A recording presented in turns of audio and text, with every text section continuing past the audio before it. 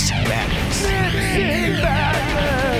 Need some help with that, kid? You ever find yourself mixing and you can't seem to get that fat-ass low end that everyone today is going crazy about? Do you need help with that snare? Does your snare sound boring and absolutely nothing like Queen? Sure, miking techniques and the artists were a big part of why drums sounded as good as they did in the 80s. But there was something else going on that played a major role. And we're about to show you some of these old school tricks that made the 80s sound great!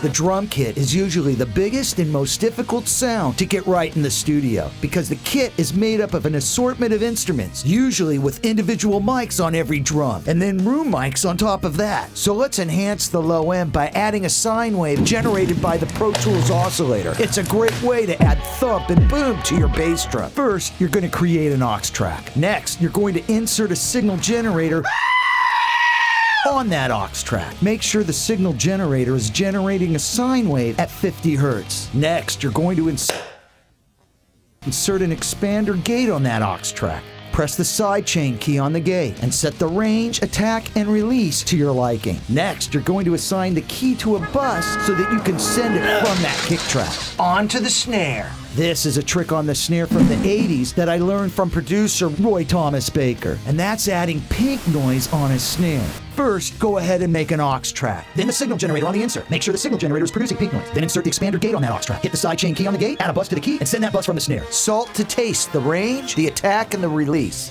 And there you go. Boom. Welcome back to the 80s.